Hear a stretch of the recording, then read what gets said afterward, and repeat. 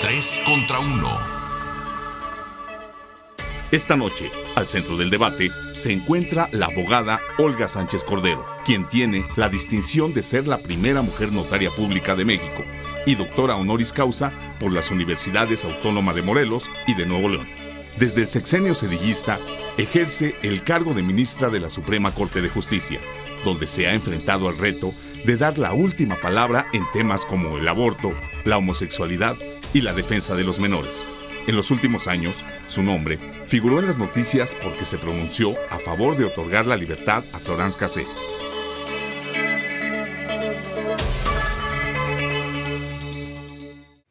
Bien, Olga Sánchez Cordero, muchas gracias por recibirnos, por abrirnos las puertas de su despacho y esperemos que de su vida. Muchas gracias, Marta, por esta oportunidad. Y bueno, las tres son increíblemente buenas periodistas y buenas en lo que hacen. Entonces me da mucho más gusto. Muchas gracias. Muchas gracias. Bueno, hablando de trayectoria, hay muchas cosas que decir de Olga Sánchez Cordero. Obviamente la primera notaria de nuestro país, la novena ministra en la Suprema Corte de Justicia de la Nación. En fin, podríamos pasar enlistando todos los logros, pero creo que podríamos centrarnos en que es una de las 50 mujeres más poderosas de nuestro país. ¿Qué se siente? Mira, te voy a decir algo. Esta mención en Forbes, que es lo que tú estás ahorita refiriendo, pues desde luego para mí es una gran satisfacción. No te puedo decir otra cosa más que es una gran satisfacción. Sin embargo, yo te quiero decir que mi convicción personal de hacer lo que hago, de ir hacia adelante siempre, de defender lo que yo siempre he pensado que se debe defender, de darles voz a las personas que no la tienen aquí en esta Suprema Corte y en la justicia, para mí es muy importante. Y si adicionalmente a este gran tema de la defensa de los derechos tengo una posición que agradezco mucho en la revista Forbes, pues para mí es muy satisfactorio. Tú sabes que las feministas tienen un término que es el techo de cristal y que Sí, es ese momento en el que las mujeres nos enfrentamos a decidir que vamos a seguir adelante y que vamos a llegar hasta donde queremos o nos frenamos por miedo literalmente al éxito, por miedo a cosas de la familia, por miedo a un ámbito social. ¿Cuál fue ese momento en tu vida, Olga? Fíjate que siempre en mi vida me puse objetivos y había tratado y he tratado siempre de llegar a esos objetivos. Desde que inicié mi carrera de abogada, terminarla con mención honorífica. Me puse el objetivo de irme a estudiar a Inglaterra, concretamente a Gran Bretaña, porque es Gales, al University College of Swansea, política social, porque quiero decirte, cuando estuve en la universidad me di cuenta de la gran empatía que empecé a tener por los grandes temas sociales de mi país. Yo estudié en el colegio francés. Cuando yo llegué a la universidad era totalmente distinto. En la universidad yo tuve compañeros, podía ser mi compañero el hijo del presidente de la República y también, no sé, el hijo de un maestro de obras, por decirte algo. Entonces, toda esta pluralidad, en el contexto que yo viví en el 68, yo ingresé a la universidad en el 67, y lo que yo viví en el 68 de este parteaguas en la historia de muchos de los derechos a partir del movimiento estudiantil del 68, pues me dio una visión muy diferente. Entonces, quería hacer política social en Inglaterra y me fui a hacerla. Entonces, apliqué. En ese tiempo solamente daban 600 becas el British Council. Bueno, pues apliqué y me fui becada por el British Council. Después regresé y quería ser funcionaria de la Universidad Nacional. Fui funcionaria de la Universidad Nacional porque me lo fijé como objetivo. Manejaba 11,000 alumnos. Yo tenía 27 años, 26 años, 27 años. Olga, yo te quiero preguntar una cosa. Estás hablándonos de los aspectos positivos de un empoderamiento. Pero decía Abraham Lincoln que si tú quieres verdaderamente ver qué son los problemas de una persona, dale poder. ¿Cómo el poder te ha retado? ¿Cómo el poder ha sido esta forma para tú verte adentro y decir, ay, esto lo tengo que cambiar o no lo tengo que cambiar? No sé si mi respuesta te va a parecer un tanto, a lo mejor, arrogante de mi parte, pero te quiero decir textualmente, el poder que he utilizado, poco como secretaria de Estudios de Asuntos Escolares, poco como directora del seminario, poco como notaria pública, como magistrada del tribunal o como ministra, te podría parecer que no lo debía yo de decir, pero siempre, siempre he tenido en mente ponerla al servicio de los demás. Y siempre me he abocado a que lo que yo tengo y lo que yo decido esté siempre al servicio y en beneficio de todos, y sobre todo de los justiciables en este momento. Queda más o menos un año, 2016, para que deje Olga Sánchez Cordero la Suprema Corte de Justicia de la Nación. Sí. ¿Qué sigue y qué faltó? Quería la presidencia y no se logró. Mira, déjame decirte, yo creo que ser presidente de la Corte es un gran honor. Bueno, verdaderamente, si tú estás integrando un tribunal pleno, pues imagínate, somos 11. Claro que es una gran ilusión, claro que es un gran honor, claro que sería una de mis expectativas más deseadas. Pero, ¿sabes una cosa? Lo que he hecho como Olga Sánchez Cordero, como ministra de la Corte, lo he hecho tan cabalmente, tan decididamente, ¿sí?, que por supuesto me hubiera encantado ser presidenta, pero lo que hice y lo que he hecho y lo que seguiré haciendo, no necesitaba yo ser presidenta. Bien, tenemos que hacer la primera pausa, pero regresamos en 3 contra 1. Gracias.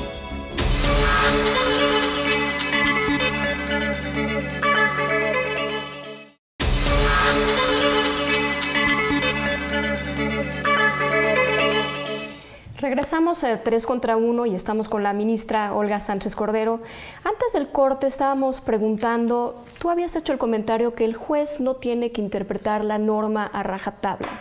Tú has hecho un esfuerzo particular y te has enfrentado con muchos problemas con estos jueces que interpretan normas que resultan en injusticias. ¿Qué hacer para cambiar la perspectiva de los jueces en ese sentido? Qué bueno que lo dices, no interpretar la ley a rajatabla, aplicar la ley a rajatabla, que es diferente. Sí, aplicarla, no interpretarla. Entonces, ¿qué hacer? Los 5 protocolos que tenemos ahorita para que los juzgadores los tomen como método para juzgar o como instrumentos de apoyo, como herramientas de apoyo, en estos 5 protocolos, y me voy a referir al de equidad de género, ¿qué les decimos a nuestros jueces? Y fíjense en esto, y si me dan unos minutos, me encantaría. A nuestros jueces les decimos, cuando tú tienes un caso, tú tienes que visibilizar y darte cuenta si existe en ese caso una situación de asimetría en el poder o en la relación entre estas partes. Para darte cuenta de esto y ver si una de las partes tiene, obviamente, una situación diferenciada de la otra, no en un contexto de la igualdad de las partes ante la ley, no, sino ver precisamente si, por ejemplo, pertenece a un grupo vulnerable de discapacitados, de mujeres, de adultos mayores, de migrantes, de indígenas.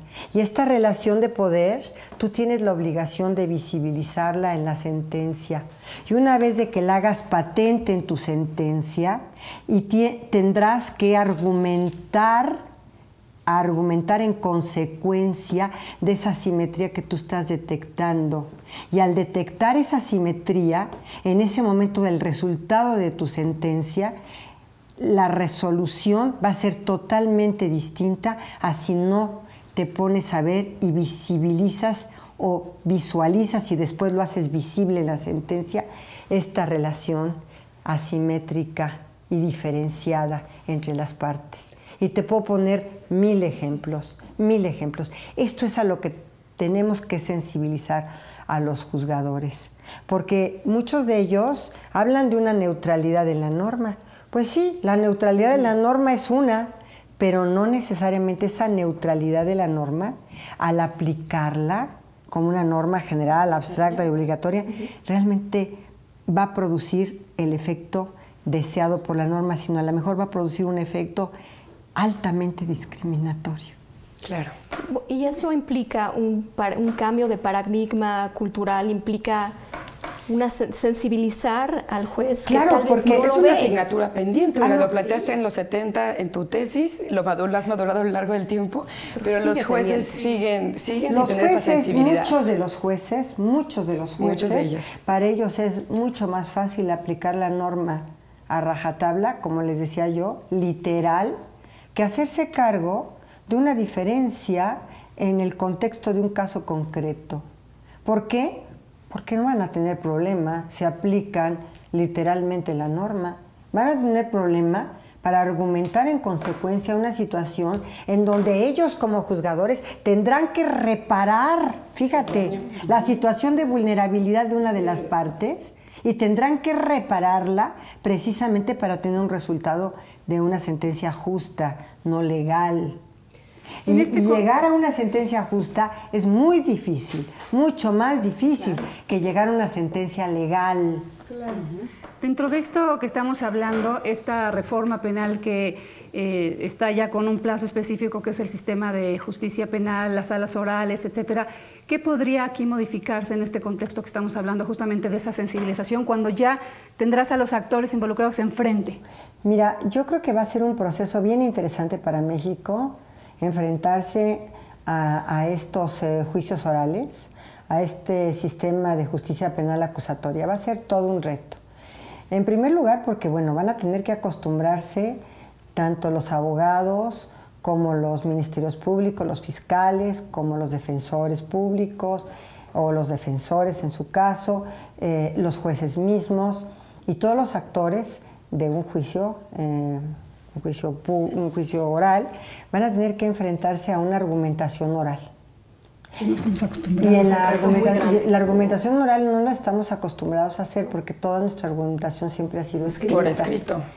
Inclusive los propios jueces. Los jueces, bueno, pues todos nosotros... es más, una argumentación escrita la vuelves a meditar, la matizas, la reconstruyes hasta que no te quede un documento razonable, ¿no? Claro. Pero cuando tú estás en los juicios orales y que tienes que argumentar y contraargumentar y discutir y en fin, y tener la capacidad de persuadir, que no convencer, persuadir al juzgador de tu punto de vista, ya seas fiscal o ya seas defensor o ya seas abogado postulante, o ya seas testigo, o ya seas, en fin, todos los que pueden llegar a intervenir, los que intervienen en un juicio oral, pues entonces las cosas cambian mucho. Es más, yo te puedo decir que el centro de gravedad se desplaza. Y entonces ahí sí tienes tú el tema que si no estás capacitado en una argumentación oral, capacitado realmente en juicios orales, vas a tener un problema muy serio. ¿La Academia Mexicana prepara para eso a los abogados? Está preparándose. Realmente los juzgadores sí se están empezando a preparar para este tipo y hacer frente a una realidad inminente. Como tú dices, pues ya para el 2016 tendrá que estar los juicios orales en toda la República. Tenemos que ir a un corte y ahorita regresamos. Ok, gracias.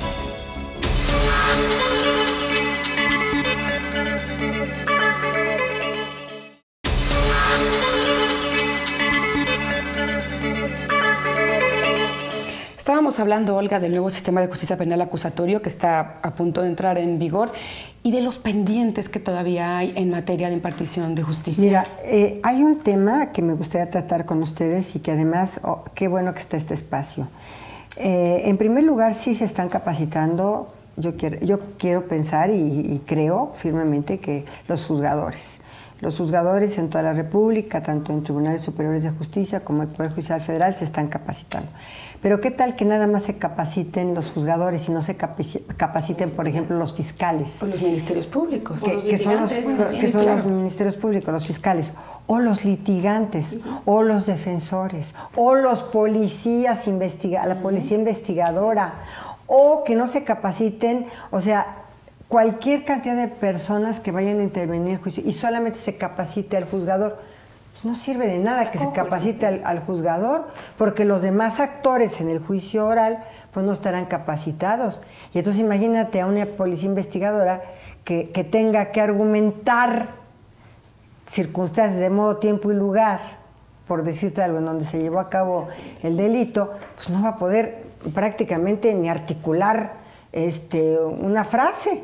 O casos no construidos, por ejemplo, del Ministerio Público, donde el juzgador tenga que invalidarlos porque no tiene elementos claves para poder juzgar, ¿no? Imagínate que si empiecen pues a absolver a todas las gentes que están procesadas, por ejemplo, porque no hay elementos o porque no hay, porque en el juicio oral no se aportaron los elementos correspondientes y las averiguaciones vienen que ellos les llaman carpetas de integración, vienen muy flojas, sin ningún tipo de evidencias reales, en fin. Olga, ¿te ha interesado mucho a ti el tema de la independencia del Poder Judicial? ¿Has escrito sobre ese tema? Muchísimo. ¿Qué tan independiente es? Te lo pregunto, no solo la Suprema Corte de Justicia, pero justamente lo que estamos hablando, los jueces, los que están ahí en la primera línea, porque todavía seguimos viendo casos, y tú te acabas de reunir, acabas de conocer a Ligia Canto en Yucatán, casos en donde la justicia simplemente no funciona. Es una mujer que estuvo presa en un penal de máxima seguridad, que está buscando a sus nietos. Bueno, tú hablaste con ella. ¿Cómo puede ser que pasen ese tipo de cosas, Olga? Yo he hablado con ella varias veces, no esta es la primera vez. Yo la conocí cuando fui a Mérida en marzo pasado. Fui a una reunión de equidad de género porque tenemos un programa que llamamos El Pacto para juzgar con perspectiva de género en los tribunales superiores de justicia. Y es un pacto, es un pacto de seguimiento. Entonces yo fui, nos tocó Mérida, fui allá y entonces ella prácticamente me abordó, después de que yo salí del evento, me abordó y me puse a platicar con ella. Entonces a partir de ese momento, como yo le dije, la hemos estado siguiendo en todo lo que ha pasado. Bueno, no lo van a creer lo que yo les voy a platicar. ¿Saben por qué la llevaron a Jalisco, a Puente Grande, que es un penal de máxima seguridad? Por una supuesta clonación de tarjetas. Sí, pero ¿saben quién la denunció? Gente que ya estaba muerta. Claro, y cuando el juez, no existían las credenciales cuando el juez de distrito dijo, a ver, bueno, y presentaron las actas de defunción de sus denunciantes, el juez inmediatamente decretó la libertad. Pero ¿qué quiero decirte? ¿Cómo pueden pasar esas cosas? Bueno, es que la han estado, obviamente, han estado agobiando a esta mujer, ¿verdad? Precisamente porque ha estado buscando a sus nietos. Que aquí es un tema que no solamente es Olga, no solamente es son muchos casos en México en el que hay uno especial y que te toca profundamente, que es Florence Cassé, que si era inocente o no, eso no es un tema que vamos a discutir, pero está el tema del debido proceso y exactamente cómo se integran los expedientes, cómo se falsean testimonios, etcétera. Tú mencionas que Florence Cassé y su caso y la resolución de la Corte abrió un paradigma en la justicia. ¿Realmente lo abrió para cambiar esos procesos? Definitivamente. Fíjate que yo fui a Mérida precisamente otra vez con él. Me abordó otra vez la señora, que tampoco ha podido recuperar a sus nietos, pero me abordó y fui precisamente a dar una conferencia sobre Florence Cassé y sobre la construcción de la sentencia. Y la construcción de la sentencia es una construcción que no es para Florence. Es un parteaguas en la historia de los derechos humanos y del debido proceso en este país, porque ahí se da contenido a presunción de inocencia. Por ejemplo, a presunción de inocencia en su vertiente, lo dice la sentencia, y esto nunca se había dicho en una sentencia, en su vertiente extraprocesal. La presunción de inocencia en la vertiente extraprocesal pues es una actuación irregular de las autoridades, por ejemplo, de las policías, que fue en su caso, una actuación irregular en las policías, en donde no se tomó en consideración este derecho fundamental de presunción de inocencia y se le mostró al público en general como una persona que ya había cometido el delito, de hecho, en una flagrancia, que era una supuesta flagrancia, que nunca fue flagrancia, porque además, digamos, realmente se recreó, no se recreó, se hizo el montaje, porque recrear es algo que sucedió y que se vuelve... No, aquí no había sucedido ese montaje, no había sucedido los hechos. Se realizó un montaje. Para los medios. Para los medios de comunicación. Pero justamente es eso. Todos sabemos qué sucedió, pero vuelve a suceder con este caso de la señora en Yucatán, vuelven a suceder ese tipo de casos. ¿Qué lección les dejó a los jueces? Digamos? A los jueces, te voy a decir, a los jueces les dejó una lección muy clara. Hoy te digo que acabo de regresar de Mérida, y estuve con los jueces federales y con los jueces locales. Tú no tienes idea lo que les ha servido la sentencia Cassés, ¿eh?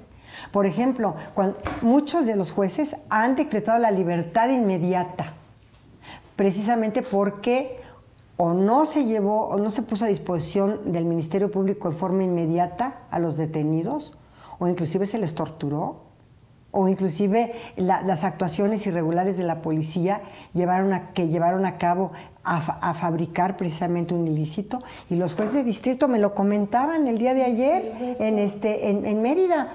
Les ha servido todas las tesis Cassés, les han servido para, muchos de ellos, decretar la libertad inmediata de muchos detenidos. Las mujeres, en términos de justicia, ¿qué consejo nos tienes? Sí, te lo puedo decir. Que siempre tengan presente su dignidad, que nunca permitan que nadie les afecte en su autoestima, en su dignidad, en su imagen, en su situación de mujer. Eso no es permisible de ninguna manera y por ningún motivo. Aquella persona o aquel individuo que las lastime, no vale la pena ni siquiera que lo tengan junto. Olga, la última, porque se nos acaba el tiempo, pero se nos quedó pendiente del principio y quedamos que te lo preguntábamos. ¿Cuál fue tu techo de cristal y qué decidiste romper? Te voy a decir una cosa. He tenido la fortuna de poderlo romper, pero yo soy de la idea, y fíjate que desgraciadamente muchas mujeres no lo son, de que si yo llegué, tienen que llegar muchas más, y que yo no puedo ser la primera y única. Tengo que ser a veces la primera, pero muchas más atrás de mí. Y desgraciadamente muchas mujeres piensan de una manera diferente. Yo ya llegué, y las otras que les cueste igual o más trabajo que a mí llegar. Claro.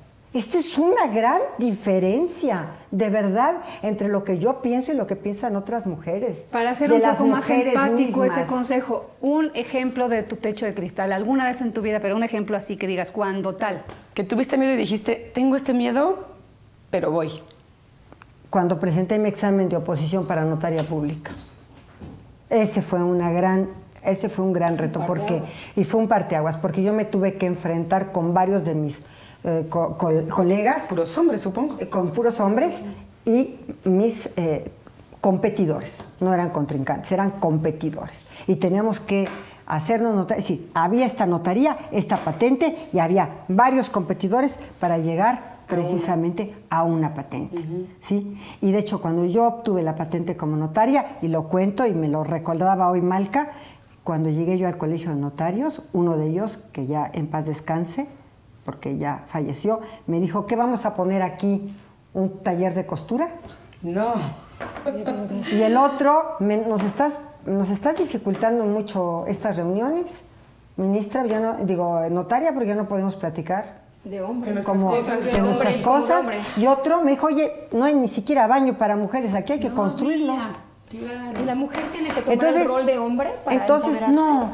Mira, cuando a mí me dijo, oye, no sé cuánto tenga, pero bueno, cuando a mí me dijo, oye, aquí vamos a poner un taller de costura al lado, yo le dije, desgraciadamente, y era la verdad, yo no tenía no tenía yo la suficiente, ¿qué te diré?, para actividades manuales. Habilidad para la costura. ¿Qué crees que no se me da? No se me daba, pero a Paula, a pesar de que es jueza de distrito, sí se le daba, ¿eh? Entonces, no se me da, ¿qué quieres que te diga? Me hubiera encantado, además de ser notaria, poder coser, pero no sé. Entonces, en realidad no. Y en relación al baño, pues le dije, pues ni modo, pues hay que construir lo que quieres que te diga. Claro. Pero sí, que me den un baño diferente. Vengo a hacer cambios más grandes que el baño. Muchas gracias. Gracias por esta conversación. No, bye.